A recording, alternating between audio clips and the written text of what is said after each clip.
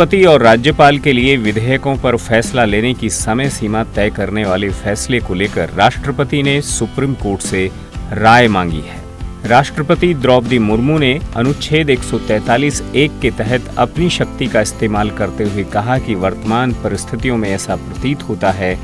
कि सार्वजनिक महत्व के निम्नलिखित कानूनी सवाल उठे हैं जिन पर भारत के उच्चतम न्यायालय की राय लेने की आवश्यकता है। संविधान के अनुच्छेद 143(1) के तहत प्रेसिडेंशियल रेफरेंस भेजकर राष्ट्रपति ने इन 14 सवालों पर सुप्रीम कोर्ट से राय मांगी है।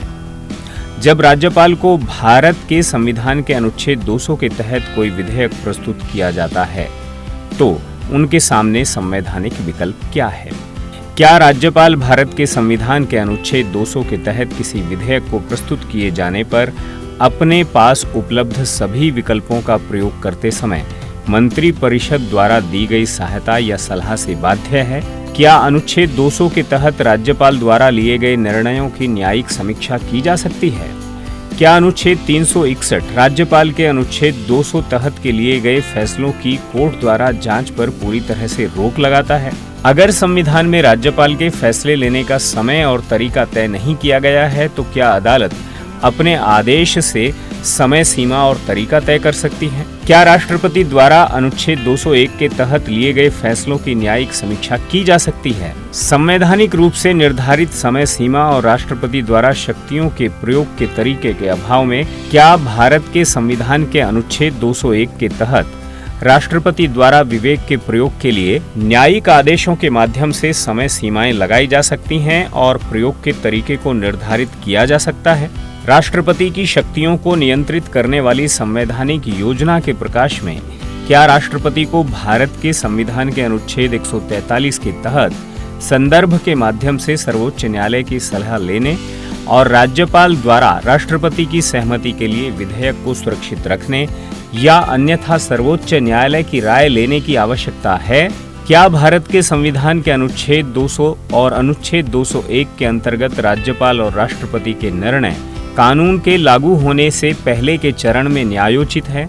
क्या न्यायालयों के लिए किसी विधेयक के कानून बनने से पहले उसकी विषय वस्तु पर न्यायिक निर्णय लेना स्वीकार्य है? क्या संवैधानिक शक्तियों के प्रयोग और राष्ट्रपति या राज्यपाल के आदेशों को भारत के संविधान के अनुच्छेद 142 के अंतर्गत किसी भी तरह से प्रतिस्थापित किया जा सकता है? क्या राज्य विधानमंडल द्वारा बनाया गया कानून भारत के संविधान के अनुच्छेद 200 के अंतर्गत राज्यपाल की सहमति के बिना लागू कानून है? भारत के संविधान के अनुच्छेद 145(3) के प्रावधान के मद्देनजर क्या माननीय न्यायालय की किसी भी पीठ के लिए यह अनिवार्य नहीं है कि वह पहले यह तय करे कि उसके समक्ष कार्यवाही में शामिल प्रश्न ऐसी प्रकृति का है जिसमें संविधान की व्याख्या के रूप में कानून के महत्वपूर्ण प्रश्न शामिल हैं और इसे कम से कम 5 न्यायाधीशों की पीठ को संदर्भित करें? क्या भारत के संविधान के अनुच्छेद 142 के तहत सुप्रीम कोर्ट की शक्तियां प्रक्रियात्मक कानून के मामलों तक सीमित हैं या भारत के संविधान का अनुच्छेद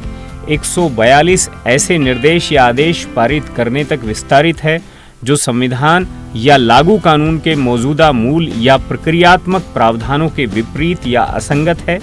क्या भारत के संविधान के अनुच्छेद 131 के तहत मुकदमे के माध्यम से छोड़कर केंद्र सरकार और राज्य सरकारों के बीच विवादों को हल करने के लिए सुप्रीम कोर्ट के किसी अन्य अधिकार क्षेत्र को रोकता है? ये वो तमाम 14 सवाल हैं